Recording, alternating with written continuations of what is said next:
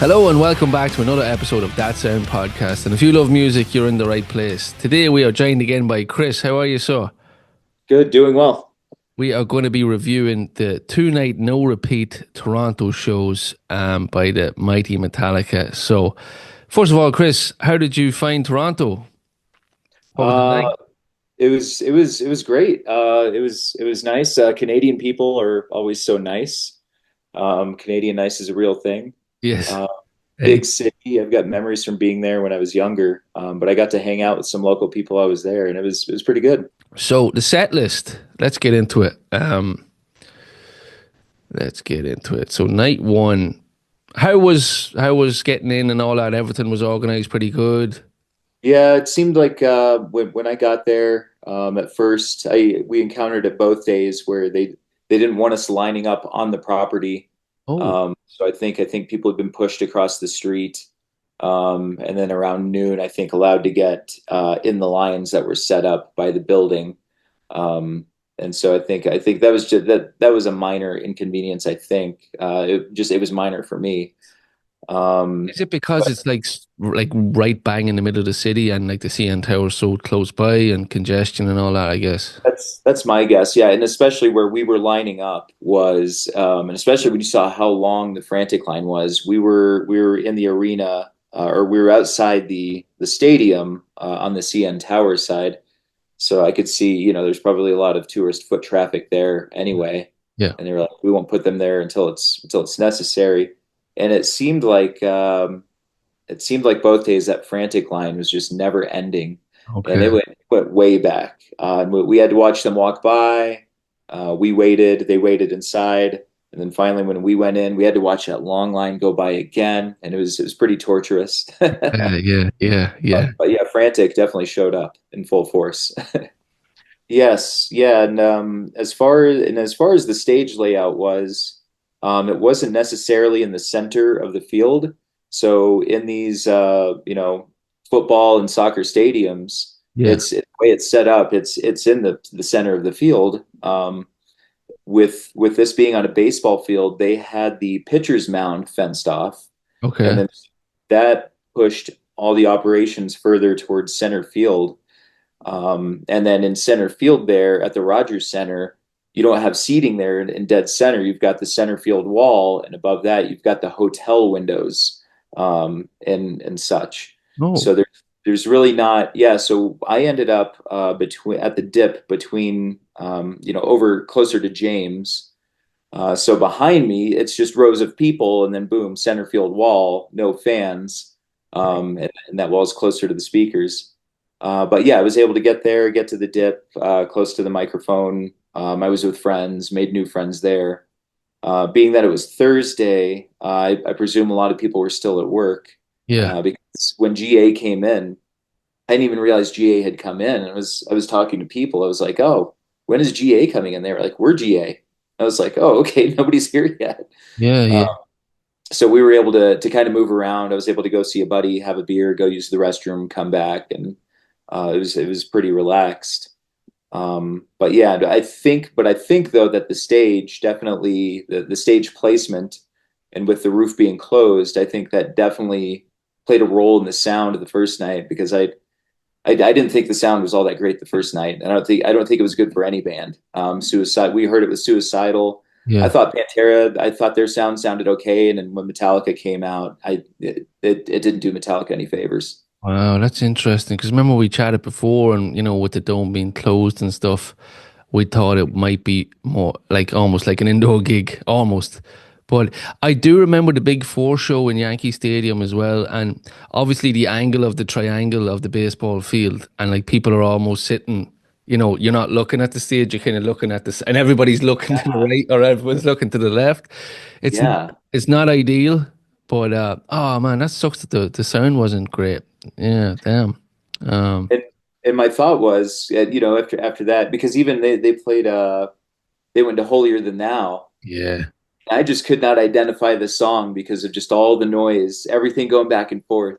Oh And then I no. had someone next to me scream "Through the Never." They thought they heard "Through the Never" being played. It. So I'm sitting there trying to identify "Through the Never," and trying Ah, to trying to catch up with the song, and I was like, No, that's Holier Than Thou.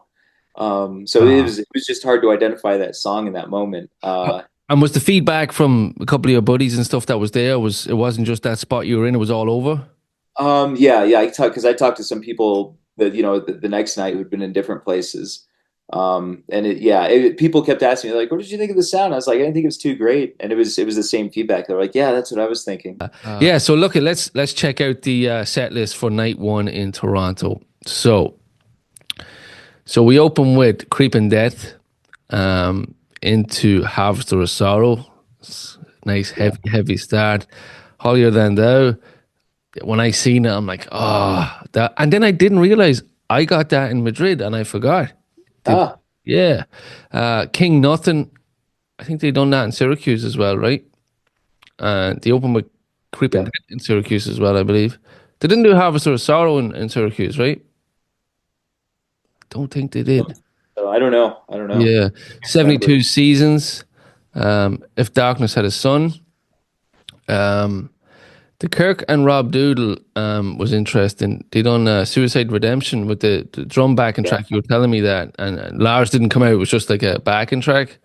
exactly. Yep. Yeah. But that was cool. That was my first taste Yeah, of suicide and redemption yeah, that I've had. So I was excited when that happened. Unfortunately, at that time, a lot of people decided that was the time to do a lot of crowd surfing. So I was okay, I was having to deal with trying to focus on that, listening to that, and also people yeah. coming over my head. Yeah, And then they done, is it Morph the Surf? I don't know what that is. I don't know. It says on set list. it was their Local. hey, that's what we came up with. Yeah, Okay, okay. The Day That Never Comes. I love that live as well. Shadows Follow. They done a lot of 72 seasons, didn't they? yeah, they did. I mean, it seemed like their normal. It was their normal rotation Yeah, yeah, that Orion. they finished with last year. Yeah, yeah, Orion. Nothing Else Matters. It was dedicated to somebody from Make-A-Wish. Rebecca. Yes. That was Yeah. cool. That was cool. Sad but true. Fight Fire with Fire, one of your favorites, Chris. Always happy when I get Fight Fire with Fire for sure. Yeah, that makes my day. Yeah, Fuel, Seek and Destroy, and Master of Puppets. And I did note that they were sound checking The Unforgiven too. Yeah, and so that part was interesting. That guy, yeah, I was actually in the CN Tower when, when I took the picture down there. Yeah. My buddy was going through his stories and saw that Lars, posted that he was there. And then right after that, we started receiving messages about, the Unforgiven, the footage of the Unforgiven 2 sound check. Yeah. So the set list was probably similar enough. There was no wild cards really on that one, I don't think. Yeah, nothing surprising. Yeah. Then just yeah, like I said, with Suicide and Redemption and being able to get Fight Fire with Fire, I was happy Yeah. right off the bat. And Creep, James had a broken string, so we were over there by Chad, and all of a sudden see him running up there, bringing the rescue guitar. And he had a long run to get from James's spot. Oh, James was over there by Lars, so he had a nice long run. Hopefully he had some oxygen when he got back. Right. So let's get into night two then. I did check out some stuff online and we did chat beforehand with the Limp Bizkit. Yes. It Yeah. looked like it went down pretty good. They're fun. They're still fun. It was really cool. Being like I said, I didn't know if I mentioned it last time, but being able to see Wes Borland finally in the flesh Yeah. because I missed him the first time.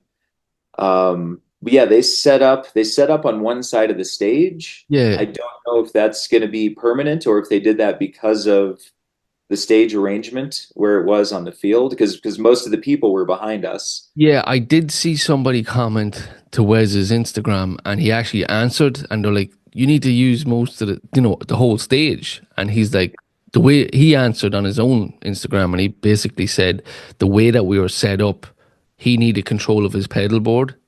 So Yeah. so he couldn't leave the pedal board too far. Mhm. I guess Metallica Chad is probably doing a lot of the stuff on site, switching up tones and wah pedals and all that crack. So that's what he said. He had to stay in that area because of his guitar pedals. So I don't know. Yeah. So let's get into the set list then. Metallica on night two, which is on the Saturday night. Mhm. So we open up with Whiplash, great way of Yes, opening it up. love Into, it. into Bells, Ride the Lightning, Until It Sleeps. That was a bit of a treat, right? That is for me because I didn't get it for the first time until last year in Helsinki. Yeah. Uh, got it probably a couple other times after that. So anytime that's still fresh for me. So anytime they play that, I'm really happy. And I got a proper amount of James in front of me for that selection that night. Yeah, yeah, yeah. And I think we mentioned this track as well on our last wee episode. I think we mentioned like, older tracks that we got down the years that we kind of take for granted. Remember we were chatting about I Disappear and you Yeah, had mentioned Until It Sleeps. yeah, yeah. But then into Lux Eterna, Screaming Mhm. Suicide. So the Kirk and Rob Doodle was a Rush song, right?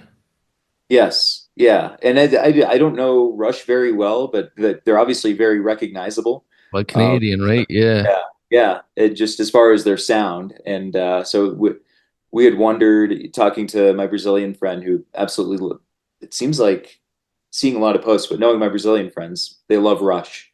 right. Uh, so she was hoping maybe Getty will be in the house one of these nights. But hopefully they do a doodle or some sort of dedication to Rush. So I was extremely happy for her Cool. when she got some Rush from Robin Kirk.